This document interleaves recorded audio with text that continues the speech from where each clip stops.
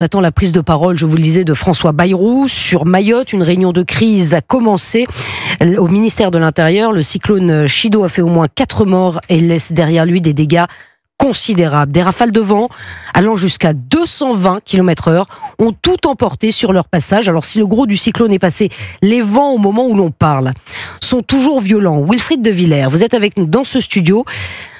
Le territoire est complètement détruit. Oui, sur des images diffusées sur les réseaux sociaux, on voit le vent balayer Grande-Terre, l'île principale de Mayotte, et tout emporté. Des arbres, des poteaux électriques et d'innombrables toitures. À Mayotte, de nombreuses habitations sont fragiles. Des logements, des cases faites de tôle qui n'ont pas résisté à la puissance du vent, comme en témoigne cet habitant qui a filmé ce qui reste de sa maison après le passage du cyclone Chido. Chido a tout pris. J'ai plus de maison. Priez pour nous, s'il vous plaît.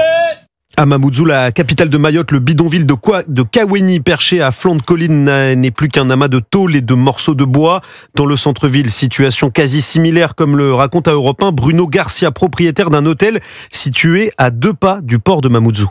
La situation elle est très claire, elle est apocalyptique, il n'y a plus rien. Donc quand je dis apocalyptique, le mot n'est pas surdimensionné. L'hôtel, il n'y a plus rien à l'intérieur, ça a soufflé les chambres, il n'y a plus rien dans les chambres. Tout est détruit, tout est cassé. On a l'impression qu'il y a une bombe atomique qui est tombée et qui a soufflé toutes les maisons, tout ce qu'il y avait dans Mamoudzou.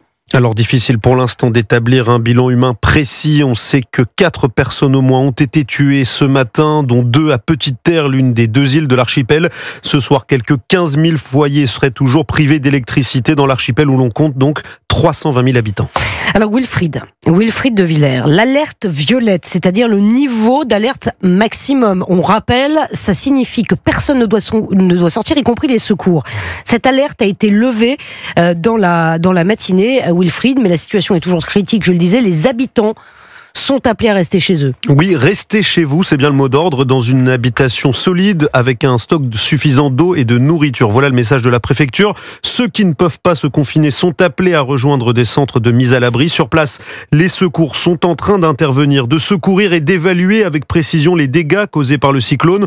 Au total, quelques 1600 policiers et gendarmes sont également déployés pour garantir la sécurité des Mahorais et prévenir d'éventuels pillages. Des renforts doivent également arriver à Mayotte dans les prochaines heures. Du fret humanitaire et des moyens de sécurité civile sont envoyés ce soir de métropole, selon le ministre démissionnaire des Armées, Sébastien Lecornu. Merci beaucoup, Wilfried de Villers. De nouveaux moyens doivent être engagés d'ailleurs pour aider la population sur place. Vous l'imaginez, Mayalène Trémollet, vous êtes à Ajaccio, où le ministre de l'Intérieur devait atterrir en fin d'après-midi, mais il a dû retarder son départ pour participer à cette réunion de crise interministérielle qui est en cours en ce moment à Beauvau. Oui, Bruno Retailleau a été contraint de changer ses plans en urgence et arrivera donc ici à Ajaccio plus tard dans la soirée. Un délai nécessaire pour réunir une cellule de crise à Beauvau qui débute en ce moment même en présence du nouveau Premier ministre François Bayrou. Une réunion du COGIC, le Centre opérationnel de gestion interministérielle des crises, avec un objectif, évaluer les dégâts d'abord, puis prendre des dispositions pour éviter les pillages. Le ministère de l'Intérieur annonce d'ores et déjà envoyer des renforts dès demain sur l'île, avec au moins 140 personnels supplémentaires qui s'ajouteront aux 110 professionnels de la sécurité civile déjà sur place et aux quelques 1600 policiers et gendarmes déjà déployés. Bruno Retailleau disait ce matin apporter son soutien à la population locale après des dégâts déjà considérés comme importants.